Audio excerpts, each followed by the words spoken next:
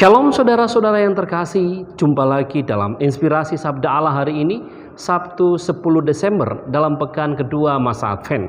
Semoga Anda dan keluarga sehat adanya dan mereka yang sakit semoga segera dipulihkan. Mari kita mengawali dengan berdoa.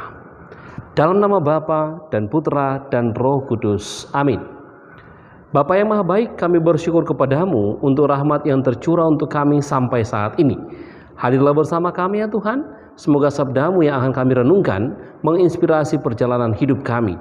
Demi Kristus Tuhan dan Juru Selamat kami. Amin. Sabda Tuhan yang akan kita renungkan dari Injil Matius bab 17 ayat 10 sampai 13.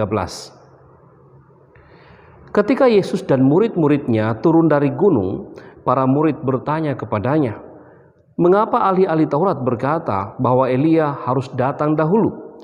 Yesus menjawab, "Memang Elia akan datang dan memulihkan segala sesuatu. Dan aku berkata kepadamu, Elia sudah datang, tetapi orang tidak mengenal dia dan memperlakukannya menurut kehendak mereka. Demikian pula Anak Manusia akan menderita seperti mereka."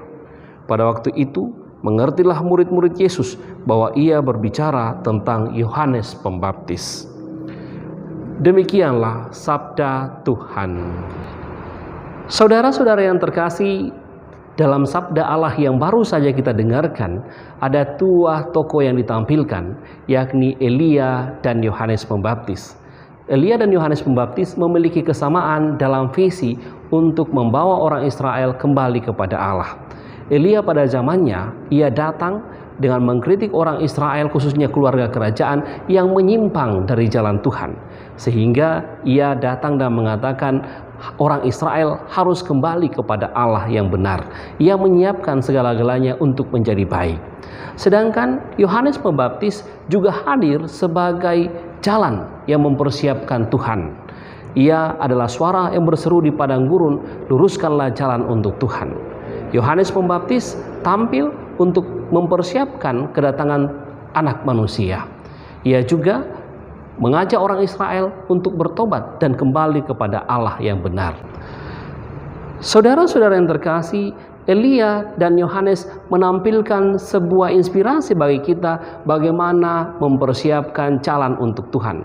Apalagi dalam masa penantian ini, apa yang kita sudah buat untuk menyambut kedatangan Tuhan? Tentu saja pada saat ini yang paling relevan untuk kita di zaman sekarang ini, bagaimana kita bertindak sebagai orang-orang yang menampilkan kesaksian hidup, sebagai orang-orang yang penuh pengharapan menantikan kedatangan Tuhan. Melalui tutur kata, tindakan, perbuatan kita, semuanya mencerminkan orang-orang yang berpengharapan. Dan demikian, kita juga melalui kesaksian hidup kita bisa mengajak orang. Sehingga pada zaman sekarang ini, kita bisa menjadi Elia, Yohanes Pembaptis zaman sekarang ini. Tidak hanya Yohanes Pembaptis dan Elia yang mempersiapkan jalan untuk Tuhan, tetapi saya dan Anda juga diundang untuk menjadi nabi-nabi yang mempersiapkan jalan untuk Tuhan di zaman sekarang ini. Bagaimana caranya? Melalui tutur kata, tindakan, perbuatan kita yang senantiasa memancarkan orang-orang yang penuh pengharapan yang menantikan kedatangan Tuhan. Semoga sabda Tuhan hari ini senantiasa menginspirasi hidup kita. Amin. Mari kita tutup dengan berdoa.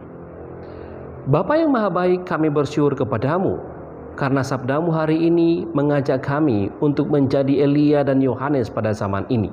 Semoga melalui kesaksian hidup kami, melalui tutur kata, perbuatan, dan tingkah laku kami, senantiasa memancarkan orang-orang yang penuh pengharapan yang menantikan kedatangan-Mu. Demi Kristus Tuhan dan Juru Selamat kami. Amin. Tuhan bersamamu dan bersama rohmu.